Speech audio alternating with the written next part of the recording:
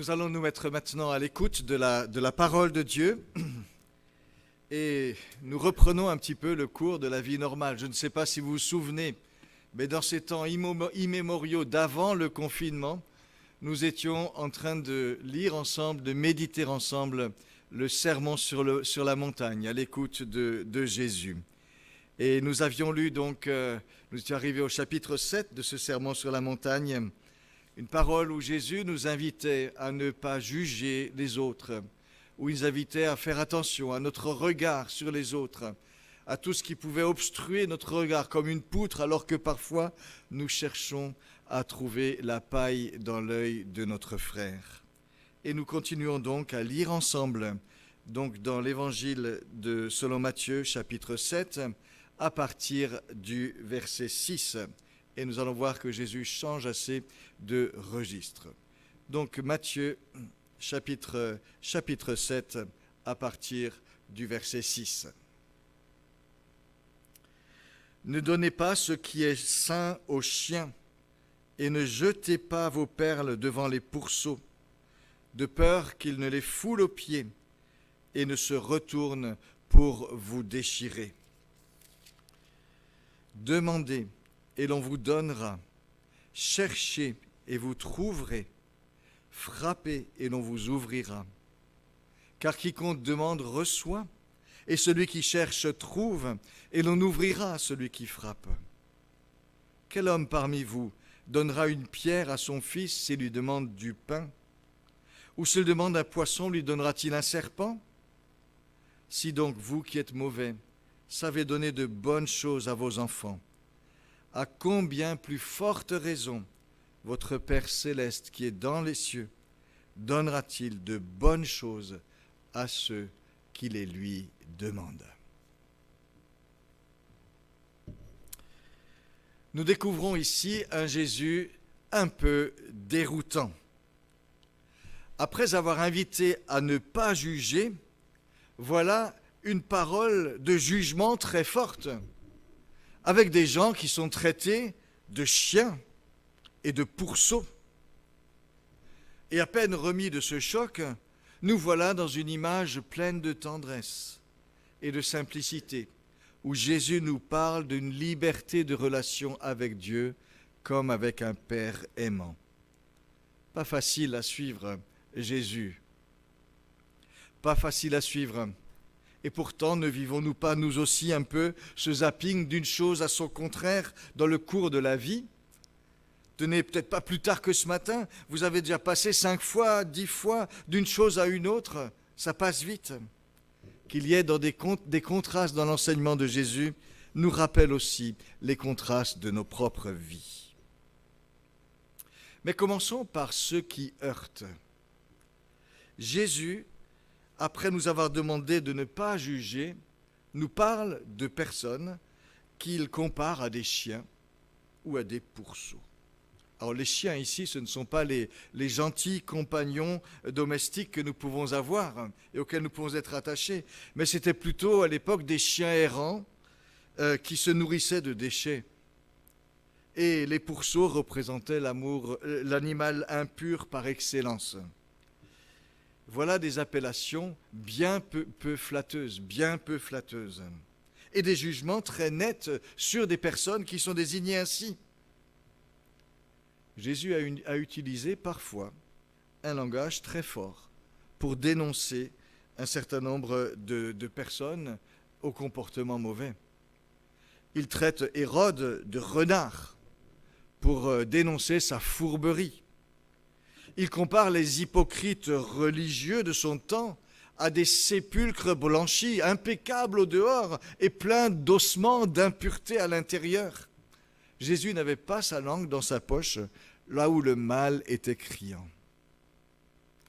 Mais comment peut-il comparer des gens à des chiens ou à des pourceaux?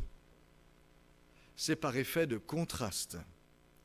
Il veut dire qu'il y a des personnes qui ne méritent plus de recevoir des choses saintes ou qui ne méritent plus à recevoir des choses de valeur comme les perles.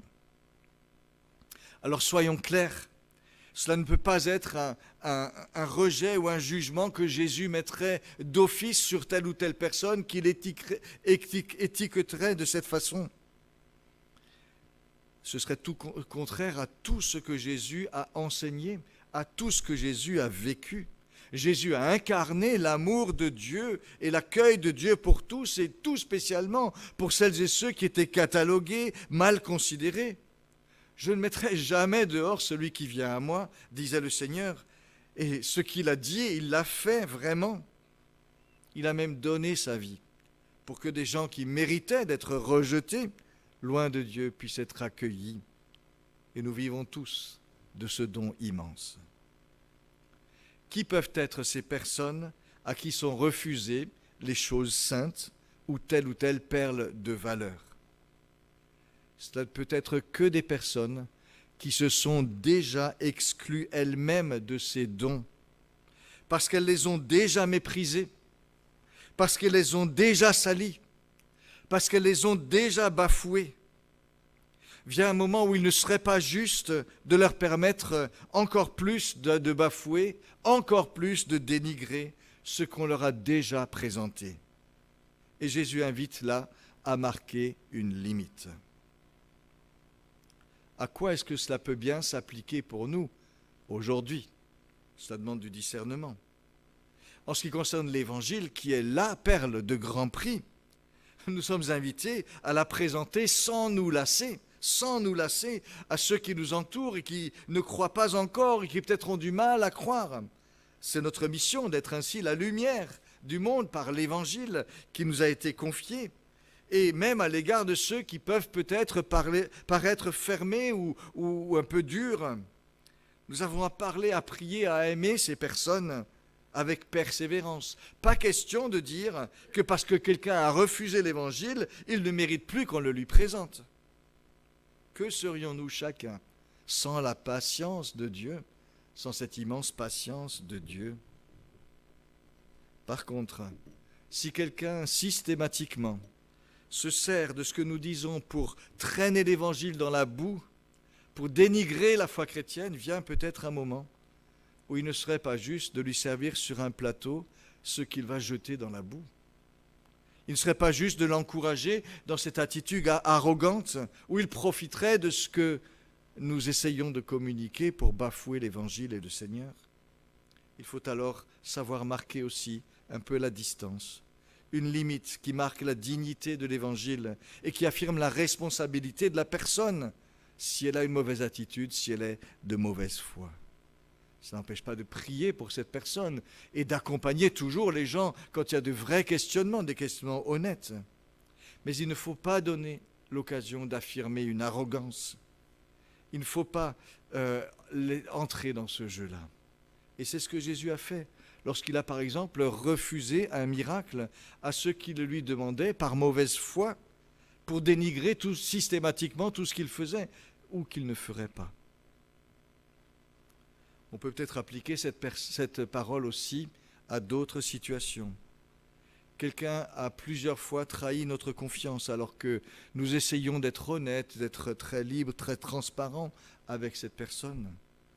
Peut-être que cette personne ne mérite plus que nous lui fassions toutes sortes de confidences.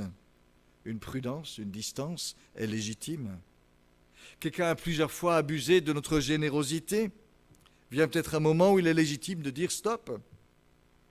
Quelqu'un joue avec vous, avec votre gentillesse, votre bonne foi, vos principes chrétiens, pour faire du mal, pour vous faire du mal, pour se moquer de la foi.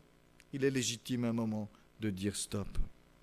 Pas question de laisser ce petit jeu se continuer, ni de l'alimenter.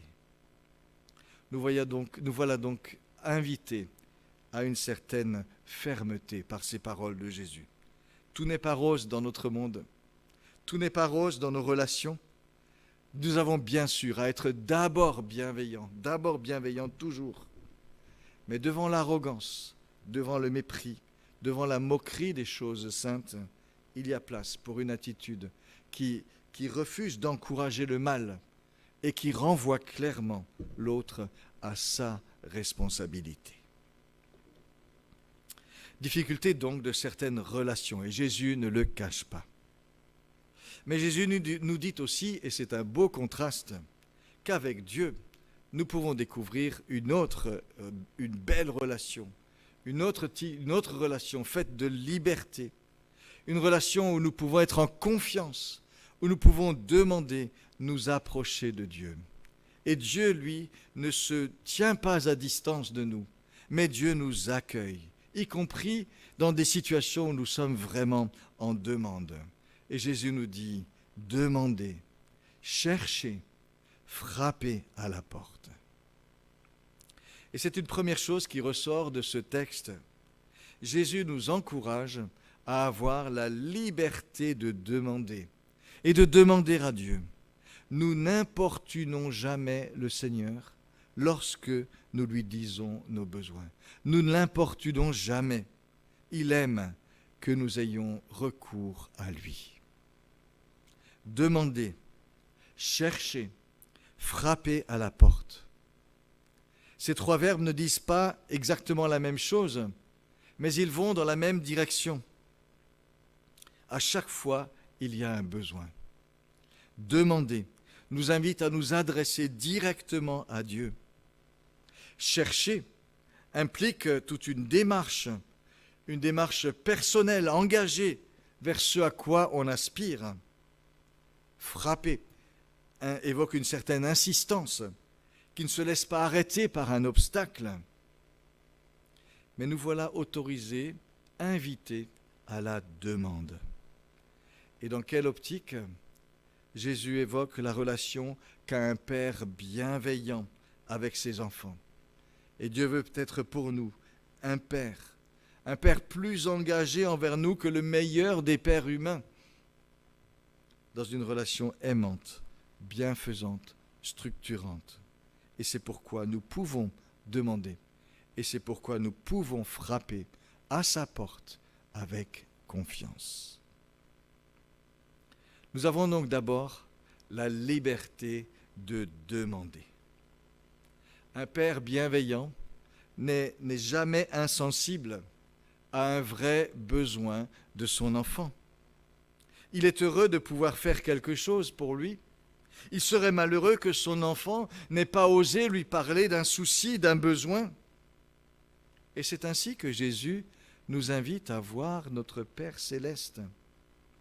Tout le contraire d'un Dieu lointain, d'un Dieu distant, d'un Dieu inatteignable.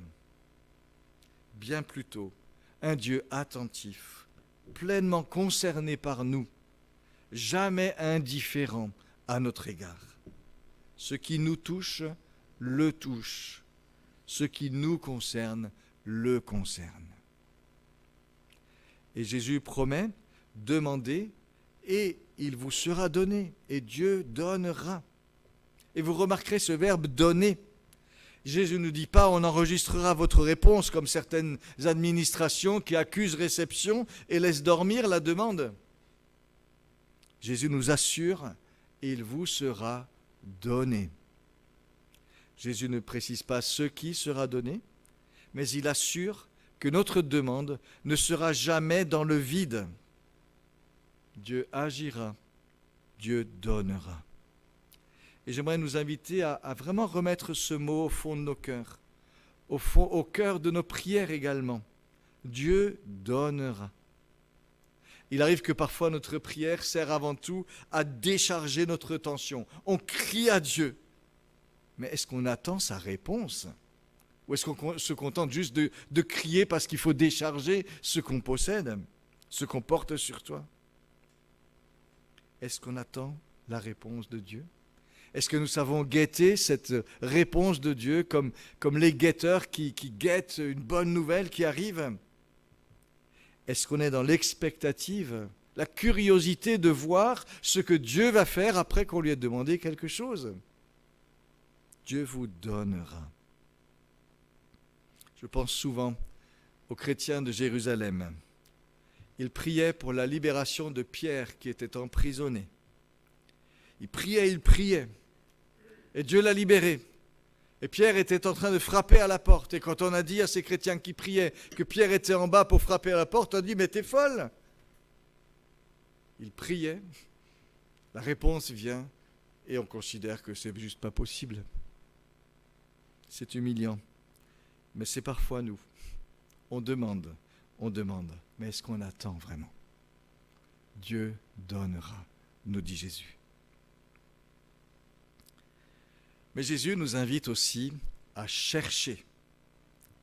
Et là, on est un peu plus dans l'effort, dans la persévérance. Chercher.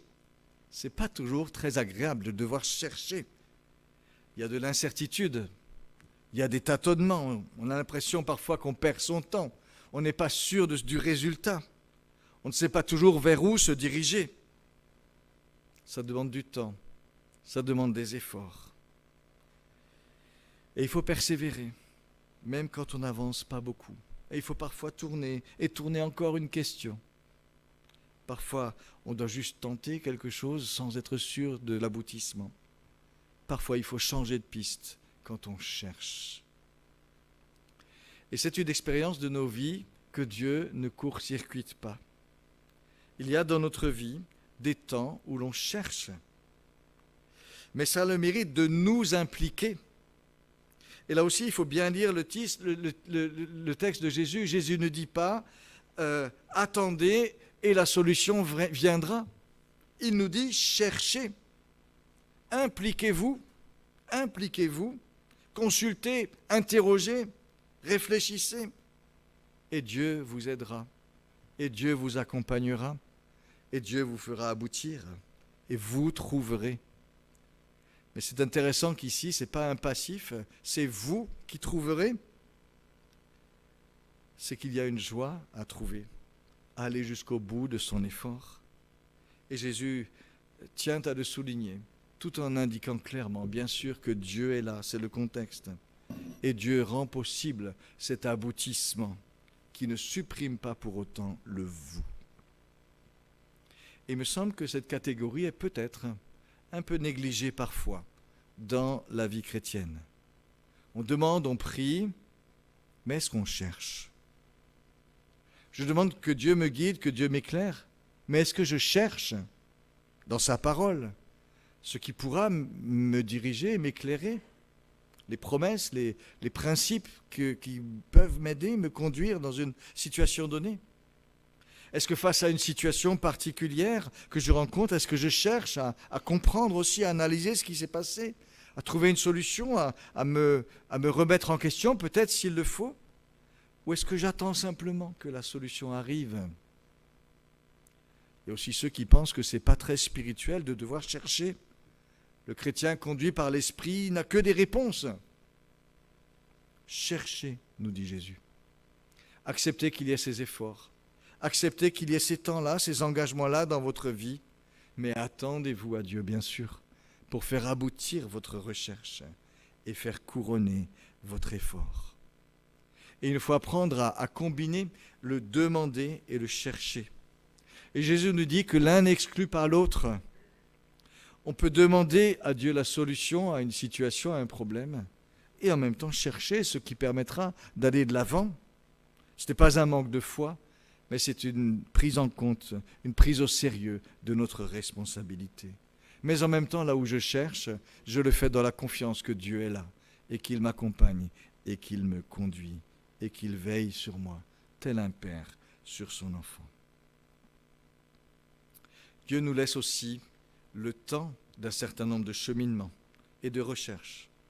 Parfois, on a besoin d'un temps pour avancer, pour arriver à une conviction, pour avoir quelque chose qui soit bien ancré en nous, qui ne soit pas juste un peu de surface.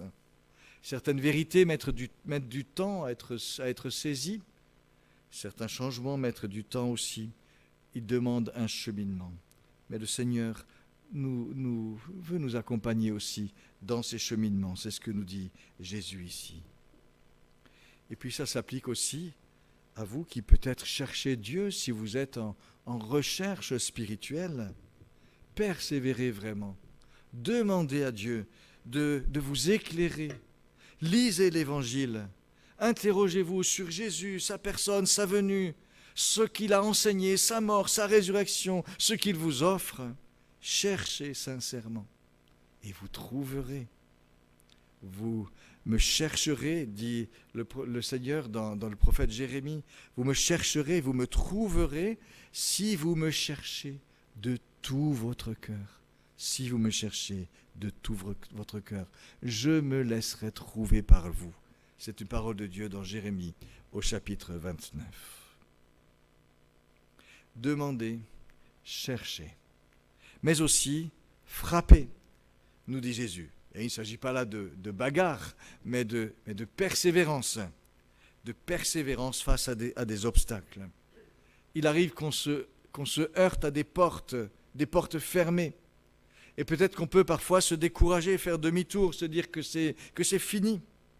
Et Jésus nous invite à frapper, à tenter quand même, à insister peut-être. Peut-être est-ce la porte de Dieu qui semble fermée. Frappons. Demandons-lui de nous ouvrir, de nous accueillir, de nous pardonner, d'intervenir pour nous. Peut-être est-ce une autre porte qui nous semble barrée. Frappons, persévérons et demandons à Dieu de bien disposer la personne qui pourra nous ouvrir. Ne nous décourageons pas, en tout cas, si nous ne sommes pas devant quelque chose qui est tout ouvert devant nous, ou s'il semble que Dieu mette du temps à nous répondre. L'image de la porte, en tout cas, dit quelque chose sur la relation que nous pouvons avoir avec Dieu. Une porte ne s'ouvre que de l'intérieur quand on veut entrer chez quelqu'un et qu'on n'est pas chez soi. Il faut que celui qui est à l'intérieur choisisse d'ouvrir à celui qui frappe à la porte. Et ce qu'on peut dire, c'est que frapper à une porte, ce n'est pas du tout la même chose que, par exemple, d'appuyer sur le bouton d'un distributeur automatique. Là, c'est moi qui commande sur le distributeur automatique. Je mets la pièce, je tire. Quand je frappe à la porte, j'attends que celui qui est à l'intérieur m'ouvre. Et cette image que Jésus emploie nous rappelle que Dieu reste le Maître et le Seigneur, et qu'il n'est pas à notre disposition, c'est lui qui ouvre. Ce n'est pas nous qui pouvons forcer le passage. Mais en même temps, Jésus veut nous rassurer. Dieu veut être pour nous un Père. Autrement dit, la porte, il aime l'ouvrir. Il aime l'ouvrir. Sa maison est notre maison. Il aime nous avoir avec lui. Mais rappelons-nous qu'il y a une porte à laquelle il nous faut frapper aujourd'hui. C'est la porte du salut, la porte de la vie éternelle. C'est aujourd'hui qu'il nous faut demander à Dieu qu'il nous ouvre la porte du salut. C'est aujourd'hui qu'il nous faut reconnaître que Jésus est mort pour nos péchés, demander et accueillir son pardon, le laisser devenir le Seigneur de notre vie. Jésus nous dit qu'un jour, il sera trop tard, qu'un jour la porte de son royaume, la porte du salut sera fermée. Luc 19, verset 25, quand le maître de la maison aura fermé la porte et que vous, étant dehors, vous commencerez à frapper en disant « Seigneur, Seigneur, ouvre-nous », le Seigneur répondra « Je ne sais pas d'où vous êtes ». C'est aujourd'hui qu'il nous faut frapper à la porte du salut. Et Dieu nous ouvrira. Et Dieu nous ouvrira si nous le faisons. Il l'ouvrira grande pour nous accueillir en sa maison. Et j'aimerais vous dire ce matin, si vous ne l'avez pas encore fait, frappez à cette porte du salut de Dieu. Frappez à cette porte du salut de Dieu. Venez tel que vous êtes et il vous sera ouvert. Vous pourrez entrer dans ce salut, entrer dans la joie du Père. 3 verbes donc. Demander, chercher, frapper. Et ces verbes conjuguent la liberté de demander et notre implication propre dans la démarche. Mais il nous invite à la simplicité et à la persévérance. Mais le Seigneur fait suivre chacun de ces verbes par une promesse vraiment qui est donnée. Frappez et il vous sera donné. Frappez, cherchez et vous trouverez. Le Seigneur fait suivre vraiment toujours sa parole d'une promesse. Tous ces verbes ont comme sujet Dieu. de manière implicite. Ce n'est pas un on impersonnel qui répond, c'est le Seigneur lui-même qui répond. Et Jésus nous assure donc que nos mouvements vers lui ne resteront pas lettres sans morte, ne resteront pas lettres sans suite, ne seront pas une lettre morte. Dieu donne sa promesse. Et Jésus, plus que cela, nous donne une autre assurance.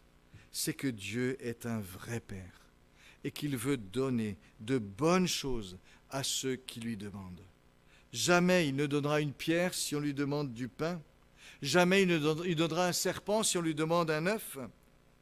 La clé de ces réponses, c'est de donner de bonnes choses, le genre de bonnes choses qu'un père aimant aime donner à ses enfants.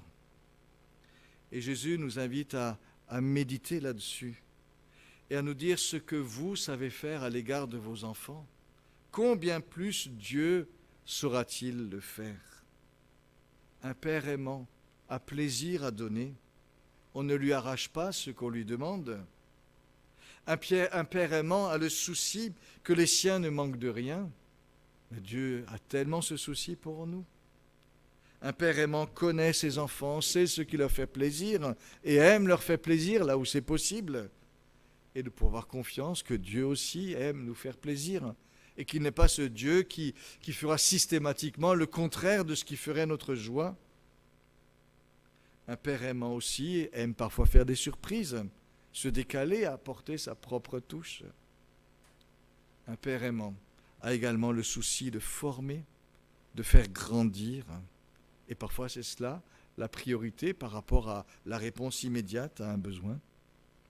Un père aimant ne cède pas à tous les caprices de ses enfants.